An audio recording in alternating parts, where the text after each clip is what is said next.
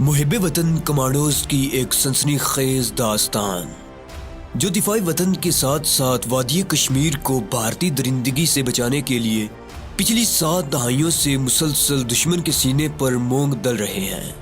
کہانی کی طرف بڑھنے سے پہلے آپ سے گزارش ہے کہ چینل کو سبسکرائب کیجیے اور ویڈیو کو لائک کیجیے۔ آئیے کہانی کی طرف چلتے ہیں۔ عمران نے تھوڑا کھانس کر کہا، سفر میں الٹ پلٹ چیزیں کھانے سے گلا تھوڑا خراب ہو گیا ہے۔ تم سناؤ، گھر میں سب ٹھیک ٹھاک ہے؟ عمران کو نہ تو داس گپتا کی بیوی کا نام معلوم تھا اور نہ یہ پتا تھا کہ ان کے بچے بھی ہیں یا نہیں ہیں۔ وہ بڑا محتاط ہو کر بات کر رہا تھا، ذرا سی بھول چوک سے وہ فوراً پکڑا جا سکتا تھا۔ اس کی بیوی نے کہا، ماتا جی امرتسر سے چندی گڑھ آ گئی ہیں، میں تمہیں یاد کرتی ہوں۔ میں بھی 2-4 دن کے لیے کلکتے سے چندی گڑھ جا رہی ہوں۔ مجھے آج ہی خط لکھنا اور اپنے گلے کا خیال رکھنا، تمہاری آواز بالکل پہچانی نہیں جاتی۔ عمران نے ایک بار پھر کھانستے ہوئے بیٹھی ہوئی آواز کے ساتھ کہا، میں یہاں ڈاکٹر کو دکھا رہا ہوں، تم فکر نہ کرو۔ اوکے ڈارلنگ، اس وقت میں میٹنگ میں ہوں، پھر فون کروں گا۔ دوسری طرف سے داس گپتا کی بیوی نے کہا، خط ضرور لکھنا، تمہارا گلا بہت خراب لگتا ہے، آواز بالکل بدلی ہوئی ہے۔ عمران نے کہا، چنتا نہ کرو ڈیئر، میں ٹھیک ہو جاؤں گا، بائے۔ اور عمران نے فون بند کر دیا۔ کیپٹن شیکھر نے کہا، سر میرے ساتھ چلیے، کیمپ کا ڈاکٹر شرما گلا چیک کر کے ابھی دوائی دے دے گا۔ کمانڈر عمران نے گلا صاف کرتے ہوئے کہا، ابھی میں نیوکلیئر پروجیکٹ کو ایک نظر دیکھنا چاہتا ہوں تاکہ سیکیورٹی کا انتظام چیک کر سکوں۔ ڈاکٹر شرما کے پاس اس کے بعد جائیں گے۔ اور camp commander captain Chandra Shekhar Imran کو ساتھ لے کر نیوکلیئر لیبارٹری کے تہہ خانے کی طرف چلا جو چند قدموں کے فاصلے پر تھا۔ عمران ابھی تک داس گپتا کی بیوی کے بارے میں سوچ رہا تھا کہ کہیں اسے عمران پر شک تو نہیں پڑ گیا۔ اس کی آواز داس گپتا کی آواز سے کافی مختلف تھی۔ وہ یہ سوچ کر ایک لمحے کے لیے پریشان ہو گیا کہ اگر داس گپتا کی بیوی اپنے خاوند کی بیماری کی وجہ سے اس کی تیمارداری کے خیال سے وہاں پہنچ گئی تو پھر کیا ہوگا؟ وہ تو نقلی داس گپتا ہے، اس کا راز فاش ہو جائے گا اور اسے وہاں سے شاید فرار ہونے کا موقع بھی نہیں مل سکے گا۔ نکوبار کے اس جزیرے کا camp commander captain Chandra Shekhar commander Imran کے ساتھ چل رہا تھا، اور عمران بھارت کی سینٹرل انٹیلیجنس سروس کے چیف آفیسر داس گپتا کے بیس میں کیمپ کمانڈر سے زیر زمین نیوکلیئر میزائل پروجیکٹ کی سیکیورٹی کی بابت بات چیت کرتا اس کے ساتھ جا رہا تھا۔ بھارت کی یہ نیوکلیئر پروجیکٹ لیبارٹری زمین دوز تہہ خانے میں قائم کی گئی تھی۔ یہاں زمین سے فضا میں دشمن کے لڑاکا بمبار طیاروں کو نشانہ بنانے کے لیے ایسے اچھے میزائل تیار کیے جا رہے تھے جن کے آگے مٹر کے دانے کے سائز کا نیوکلیئر وار ہیڈ لگایا جا رہا تھا۔ یہ طیارے کے جیٹ انجن سے نکلنے والی گیس کی حرارت پر اس کے پیچھے جاتا تھا اور طیارے سے ٹکرا کر اسے اس طرح تباہ کرتا تھا کہ نیوکلیئر وار ہیڈ کے پھٹنے سے جو قیامت خیز حرارت پیدا ہوتی تھی اسے طیارہ اس کے ہوا باز سمیت پگھل کر بھاپ بن کر اڑ جاتا تھا اور طیارے کا ملبہ بھی زمین پر نہیں گرتا تھا۔ اس وار ہیڈ کا یہ فائدہ تھا کہ بھارت پاکستان کے کسی بھی طیارے کو کشمیر کی کنٹرول لائن کے باہر پاکستان کی حدود میں نشانہ بنا سکتا تھا، اور چونکہ طیارے کا ملبہ بھاپ بن کر فضا میں تحلیل ہو جاتا تھا اس لیے پاکستان یہ احتجاج بھی نہیں کر سکتا تھا کہ دشمن نے اس کے طیارے کو اس وقت نشانہ بنایا جب وہ اپنی حدود کے اندر پرواز کر رہا تھا، کیونکہ طیارے کا ملبہ ثبوت کے طور پر پیش نہیں کیا جا سکتا تھا۔ یہ ایک بڑی خطرناک ایجاد تھی، جنگ کی حالت میں بھی اس کے میزائل کا نشانہ کبھی نہیں چوک سکتا تھا، کیونکہ یہ جیٹ انجن کی حرارت پر طیارے کا پیچھا کرتا تھا اور طیارہ فضا میں اس سے بچ کر نہیں جا سکتا تھا۔ اس خطرناک ترین نیوکلیئر وار ہیڈ پر بھارت کے انڈمان نکوبار جزائر کے اس دور افتادہ جزیرے کے ایک تہہ خانے میں خفیہ طور پر کام ہو رہا تھا، اور کمانڈر عمران کی اطلاعات کے مطابق ابھی نیوکلیئر وار ہیڈ کی تیاری کا عمل جاری تھا، کیونکہ ایٹمی توانائی کو مٹر کے دانے کے برابر چھوٹے سائز میں لانے کے لیے کافی وقت اور سائنسی مہارت درکار تھی۔ اس کام کے لیے بھارت کو اسرائیلی حکومت کا تعاون بھی حاصل تھا، اور 3 اسرائیلی یہودی سائنسدان اس پروجیکٹ پر شب و روز کام کر رہے تھے۔ کمانڈر عمران ان میزائلوں کے تیار ہونے اور انہیں بھارتی فضائیہ کو سپلائی کیے جانے سے پہلے اس لیبارٹری کو تمام ساز و سامان اور سائنسدانوں سمیت تباہ کر دینے کے مشن پر اس جزیرے میں آیا تھا۔ کمانڈر عمران کے جزیرے کے تہہ خانے کی لیبارٹری تک پہنچنے کا سوال ہی پیدا نہیں ہوتا تھا، کیونکہ اس خفیہ کیمپ میں سیکیورٹی کا اتنا زبردست انتظام تھا کہ خود کسی بھارتی فوجی کو بھی اس میں داخل ہونے کی اجازت نہیں تھی۔ لیبارٹری کے اندر سائنسدانوں کے علاوہ 2 ملٹری انٹیلیجنس کے افسر بھی نگرانی پر مقرر تھے۔ عمران کی خوش قسمتی سے ایسا حسن اتفاق ہو گیا کہ عمران کو پتہ چل گیا کہ کلکتے سے انڈین سینٹرل انٹیلیجنس ایجنسی کا ایک سینئر چیف آفیسر جو چندی گڑھ کا پنجابی ہے خفیہ کیمپ کی نگرانی کے لیے جزیرے میں آ رہا ہے۔ ظاہر تھا کہ یہ افسر دور دراز بھارتی ہیڈ آفس سے جزیرے میں بھیجا جا رہا تھا، اور کیمپ کے فوجی عہدیدار اس کی صورت سے واقف نہیں تھے۔ کمانڈر عمران نے اس سینٹرل خفیہ سروس کے آفیسر جس کا نام داس گپتا بتایا گیا تھا راستے میں ہی قابو کر کے اس کی جگہ خود اس فوجی کیمپ میں جانے کا فیصلہ کر لیا۔ یہ کوئی آسان اور معمولی ایڈونچر نہیں تھا، اس میں پکڑے جانے کے بے شمار امکانات تھے، لیکن اس کے باوجود کمانڈر عمران کے لیے اس بھارتی فوجی کیمپ میں داخل ہونے کا یہی ایک راستہ تھا۔ اسے پکڑے جانے کے تمام خدشات کو سامنے رکھتے ہوئے اس منصوبے پر ہر حالت میں عمل کرنا تھا۔ اس کے نزدیک اس کی اپنی زندگی اس وقت کوئی اہمیت نہیں رکھتی تھی۔ اہمیت اگر تھی تو صرف اس بات کی تھی کہ ہمارے دشمن بھارت نے پاکستان کی فضائی فوج کو ناقابل تلافی نقصان پہنچانے کے لیے جس مذموم منصوبے پر کام شروع کر رکھا تھا اسے تباہ و برباد کر دیا جائے۔ یہ اتنا مہنگا اور طویل عمل والا منصوبہ تھا کہ اگر اسے ایک بار نیوکلیر مواد کی ساری مقدار کے ساتھ نیست و نابود کر دیا جائے تو اسے دوسری بار شروع کرنے کے لیے ایک طویل ترین لمبی مدت درکار تھی، اور اتنا زر مبادلہ خرچ کرنا پڑتا تھا کہ بھارت مالی اعتبار سے اس پر دوبارہ کام شروع کرنے کی پوزیشن میں نہیں تھا، اور اگر اپنے بھوکے عوام کے پیٹ کاٹ کر وہ اس پروجیکٹ پر دوبارہ کام شروع کر بھی دیتا تو اس کے پاس اتنا وقت اور اتنی لمبی مدت درکار تھی کہ اس دوران پاکستان جو خود ایک نیوکلیر طاقت بن چکا تھا وہ بھارت کے اس نیوکلیر میزائل کو فضا میں ہی تباہ کرنے والا جوابی نیوکلیر میزائل تیار کر سکتا تھا، کیونکہ پاکستان اپنے دفاع سے غافل نہیں تھا۔ اس کی ملٹری انٹیلیجنس اسے دشمن کے تمام پاکستان دشمن منصوبوں کی فوراً خبر کر دیتی تھی، اور وہ جوابی کارروائی کے لیے فوراً کام شروع کر دیتا تھا۔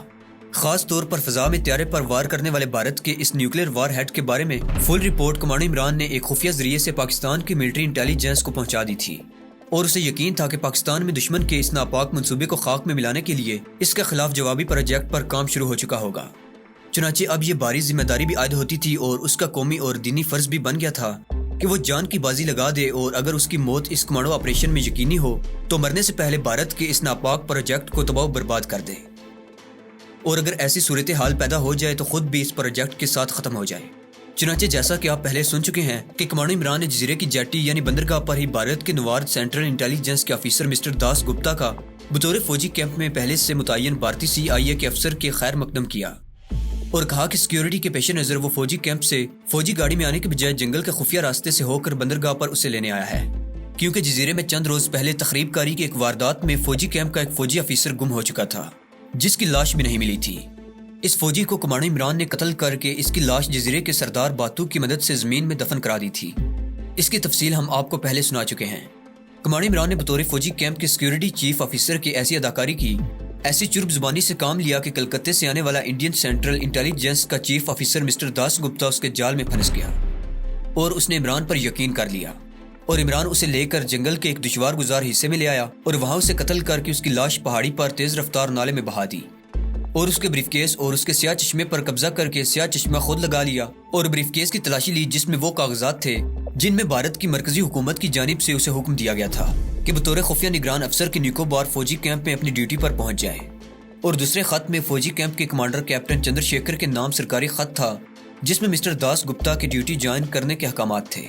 چنانچہ کمانڈر عمران داس گپتا کے بیس میں جزیرے کے فوجی کیمپ میں داخل ہو گیا۔ وہاں اس کا استقبال camp commander captain Chandra Shekhar نے کیا۔ عمران نے اسے تمام کاغذات دکھائے۔ کیپٹن چندر شیکھر کو پہلے سے بھی مسٹر داس گپتا کے آنے کی اطلاع مل چکی تھی۔ سرکاری احکامات دیکھنے کے بعد اسے پوری طرح یقین ہو گیا کہ یہی شخص مسٹر داس گپتا ہے جو سینٹرل انٹیلیجنس کا چیف آفیسر ہے۔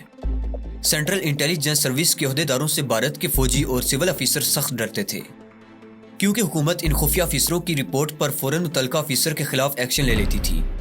چنانچہ فوجی کیمپ کے کمانڈر چندر شیکھر کے لہجے میں عمران کی خوشامد کا پہلو نمایاں تھا۔ وہ تو عمران کو بھارت کی مرکزی خفیہ ایجنسی کا چیف آفیسر داس گپتا ہی سمجھ رہا تھا۔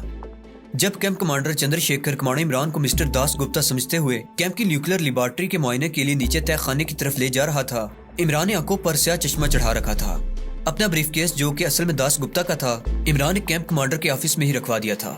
کیپٹن چندر شیکھر کہہ رہا تھا، سر ہم نے یہاں سیکیورٹی کا اتنا زبردست انتظام کر رکھا ہے کہ کوئی فوجی آفیسر بھی یہاں بغیر پورے کاغذات دکھائے داخل نہیں ہو سکتا۔ عمران نے کہا، ایسا ہی ہونا چاہیے، یہ ہماری بھارت سرکار کا اس وقت سب سے مہنگا، سب سے اہم اور سب سے خفیہ پروجیکٹ ہے۔ ہمیں بے حد احتیاط کی ضرورت ہے۔ حکومت نے مجھے اس لیے یہاں بھیجا ہے۔ وہ نیچے لیبارٹری میں آ گئے۔ عمران بڑی گہری اور تیز نگاہوں سے لیبارٹری کی ایک ایک شے کا جائزہ لے رہا تھا۔ تہہ خانے میں کل 5 کمرے تھے جہاں نیوکلیر پروجیکٹ کا جدید ترین کمپیوٹرائز ساز و سامان لگا تھا، اور وہاں بھارتی اور اسرائیلی سائنسدان اپنے اپنے کام میں مصروف تھے۔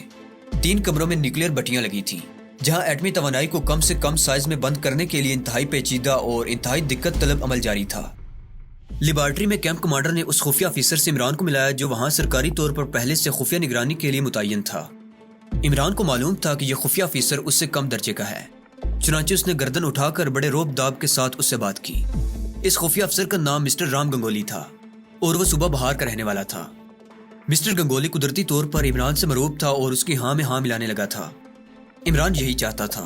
عمران نے اسے کہا، ہم لوگوں پر اس پروجیکٹ کی حفاظت کی بڑی بھاری ذمہ داری عائد ہوتی ہے اور ہمیں یہاں کام کرتے ایک ایک سائنسدان کو اپنی کڑی نگرانی میں رکھنا ہوگا۔ خاص طور پر غیر ملکی سائنسدانوں کو باقاعدہ نگرانی کی بہت ضرورت ہے، کیونکہ دشمن باری سے باری رقم دے کر ان میں سے کسی کو خرید سکتا ہے، اور یہ سائنسدان روپے کے لالچ میں آ کر دشمن کو اس پروجیکٹ کے سارے خفیہ راز بتا سکتا ہے۔ مسٹر رام گنگولی نے عمران کی ہاں میں ہاں ملاتے ہوئے کہا، گپتا صاحب سر آپ بالکل درست فرما رہے ہیں۔ میں پہلے سے یہاں پر کام کرنے والے اسرائیلی سائنسدانوں کی پوری نگرانی کر رہا ہوں اور ان کی لیبارٹری کے باہر کی نقل و حرکت پر بھی نگاہ رکھتا ہوں۔ ابھی تک سر سب ٹھیک ہے، لیکن اگر مجھے کسی پر ذرا سا بھی شک پڑا تو میں فوراً آپ کو رپورٹ کروں گا، کیونکہ جزیرے میں دشمن کے جاسوس داخل ہو چکے ہیں۔ اس کا ثبوت یہ ہے کہ انہوں نے ہمارے کیمپ کے ایک فوجی کو جو روزانہ کی پیٹرول ڈیوٹی پر تھا اغوا کر کے غائب کر دیا ہے۔ عمران نے کہا، ہو سکتا ہے دشمن کے جاسوسوں نے اسے قتل کر دیا ہو۔ رام گنگولی نے کہا، سر ایسی صورت میں ہمیں اپنے فوجی کی لاش ضرور مل جانی چاہیے تھی۔ ہم نے جزیرے کا کونا کونا چھان مارا ہے مگر ہمیں کسی جگہ پر اپنے فوجی کی لاش کا نشان تک نہیں ملا۔ بہرحال عمران نے کہا، ہمیں ہر لمحہ چوکس رہنے کی ضرورت ہے، مجھے اسی لیے بھارت سرکار نے یہاں تعینات کیا ہے۔ اس گفتگو کے دوران عمران نے خاص طور پر یہ بات نوٹ کی کہ جو درمیانی کمرہ تھا اس میں نیوکلیر بٹی کا سائز بڑا تھا اور اس کمرے میں دیوار کے ساتھ سلنڈروں کی قطار لگی تھی۔ عمران نے مسٹر رام گنگولی اور کیمپ کمانڈر کی موجودگی میں سینئر خفیہ آفیسر کی حیثیت سے دریافت کیا کہ ان سلنڈروں میں کس قسم کا مواد ہے۔ جو پختہ عمر کا سائنسدان اس بٹی پر کام کر رہا تھا اس نے بتایا کہ ان سلنڈروں میں سے کچھ میں مائع آکسیجن گیس بھری ہوئی ہے اور باقی سلنڈروں میں ایسا کیمیاوی محلول بھرا ہوا ہے جو نیوکلیر وار ہیڈ کے تعمیری عمل میں استعمال کیا جاتا ہے۔ عمران نے جان بوجھ کر سوال کیا، کیا یہ مواد کسی اعتبار سے دھماکہ خیز بھی ہے؟ سائنسدان نے کہا، جی ہاں، یہ اتنا دھماکہ خیز ہے کہ اگر یہ پھٹ جائے تو اس کے ساتھ آکسیجن کے سلنڈر بھی پھٹ جائیں گے اور اس قدر خوفناک دھماکہ ہوگا کہ ہمارے سمیت اس فوجی کیمپ کی کوئی شے باقی نہیں رہے گی۔ عمران نے دوسرا اہم سوال پوچھا، کیا اس لیبارٹری میں جو ایٹمی مواد ہے وہ بھی اس دھماکے سے پھٹ جائے گا؟ سائنسدان نے جواب دیا، جی نہیں، ایٹمی مواد ہرگز نہیں پھٹے گا۔ ایٹمی مواد کو پھاڑنے کے لیے ایک خاص پروسیس یعنی ایک خاص کیمیاوی عمل کی ضرورت ہوتی ہے جو اس وقت ہم نے معطل کیا ہوا ہے۔ اگر یہاں پڑا ہوا ایٹمی مواد بھی پھٹ جائے تو یہ سارے کا سارا جزیرہ سمندر میں غرق ہو جائے گا اور سمندر میں 15 میل کے اندر اندر کوئی مخلوق زندہ سلامت نہیں رہے گی۔ عمران کو اطمینان ہو گیا کہ دھماکے کے بعد جزیرہ اور جزیرے کے لوگ سلامت رہیں گے، مگر یہ فوجی کیمپ اپنی لیبارٹری اور بھارت کے پاکستان دشمن منصوبے کے ساتھ نیست و نابود ہو جائے گا، اور وہ یہی چاہتا تھا۔ اس نے کیمپ کمانڈر سے کہا، ہمیں ان سلنڈروں کی حفاظت کا پورا انتظام کرنا چاہیے۔ Camp commander captain Chandra Shekhar نے کہا، سر یہاں کسی کو اپنے ساتھ ماچس یا سگریٹ لائٹر قسم کی کوئی چیز لانے کی اجازت نہیں ہے، اور ویسے بھی کیمپ میں کوئی باہر کا آدمی داخل ہو کر کسی قسم کی تخریبی کارروائی کرنا بھی چاہے تو نہیں کر سکتا، کیونکہ وہ یہاں داخل ہونے سے پہلے ہماری گولیوں سے ہلاک ہو چکا ہوگا۔ عمران نے خوش ہو کر کہا، شاباش، ہمارے بھارت سرکار کو ایسے ہی ذمہ دار فوجی اور خفیہ سروس کے افسروں کی ضرورت ہے۔ میں ہیڈ کوارٹر میں آپ کی اچھی رپورٹ بھیجوں گا۔ کیمپ کمانڈر تو خوش ہو گیا، کہنے لگا، سر بھارت ماتا کی رکشا ہماری ذمہ داری ہے اور ہم اپنا فرض اپنی ڈیوٹی پوری طرح سے نبھا رہے ہیں۔ کمانڈر عمران کو اس بات کا بلکہ اس کمی کا شدت سے احساس تھا کہ اس لیبارٹری کو تباہ کرنے کے لیے اس کے پاس کسی قسم کا کوئی دھماکہ خیز مواد نہیں ہے، بلکہ اس کے پاس تو ایک پٹاخہ تک نہیں تھا۔ وہ جانتا تھا کہ چونکہ یہ فوجی کیمپ ہے اس لیے یہاں اسلحہ وغیرہ ضرور ہوگا، اور اگر اسلحہ خانہ ہے تو اس میں میگزین کے علاوہ ہینڈ گرنیڈ قسم کا دھماکہ خیز مواد ضرور موجود ہوگا۔ اگرچہ ہینڈ گرنیڈ اس کمانڈو آپریشن میں اس کے کسی کام کا نہیں تھا، کیونکہ ہینڈ گرنیڈ کا پن نکالنے کے بعد اس کے پھٹنے کا وقفہ چند سیکنڈ ہی ہوتا ہے، جبکہ اسے یہاں کسی انتہائی دھماکہ خیز ٹائم بم کی ضرورت تھی، ایسے ٹائم بم کی جس کے پھٹنے کا دورانیہ کم از کم آدھا گھنٹہ ضرور ہو۔ اسے یقین نہیں تھا کہ اس چھوٹے سے فوجی کیمپ کے اسلحہ خانے میں اس قسم کے ٹائم بم بھی ہوں گے، لیکن وہ اسلحہ خانے کا ایک دفعہ معائنہ ضرور کرنا چاہتا تھا۔ وہ کیمپ کمانڈر کو لے کر لیبارٹری کے تہہ خانے سے باہر آ گیا۔ باہر آ کر اس نے camp commander captain Chandra Shekhar سے پوچھا، آپ نے یہاں اپنا ایمونیشن کہاں رکھا ہوا ہے؟ میرا مطلب ہے کہ کیا وہ کسی محفوظ جگہ پر ہے؟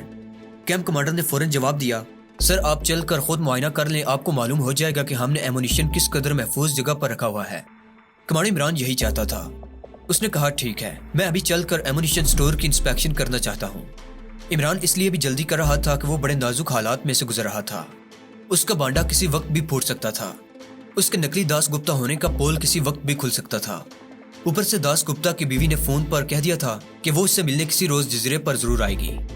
اس کی ایک وجہ یہ بھی تھی کہ بطور مسٹر داس گپتا عمران نے اس کی بیوی سے فون پر بات کرتے ہوئے اپنی آواز کو کافی بدلنے کی کوشش کی تھی، اور اس کوشش میں وہ کئی بار کھانسا تھا، اور اس نے اپنی آواز کے بدلنے کی یہ وجہ بتائی تھی کہ اس کا گلا خراب ہو گیا ہے، جس کی اس کی بیوی کو فکر لگی تھی۔ وہ اس کی خبر گیری کرنے کے خیال سے بھی آنا چاہتی تھی، चुनांचे अब इमरान पर लाजिम हो गया था कि उसने जो कुछ करना है 1-2 दिन के अंदर अंदर कर डाले, वरना सारा काम खराब हो सकता था। जब इमरान ने कैंप का एमुनिशन स्टोर देखने की ख्वाहिश का इजहार किया तो कैंप कमांडर उसे असलहा खाने में ले गया, जो कैंप के दरमियान में एक जमीन दोज तय खाने में था। यह एक छोटा सा स्टोर था। इसमें राइफलें, गन्ने और इनके मैगजीन भारी तादाद और मिकदार में था। एक क्रेट में हैंड ग्रेनेड भी थे। इमरान को यह देखकर इंतहाई मायूसी हुई कि वहां उसके काम की कोई शय नहीं थी।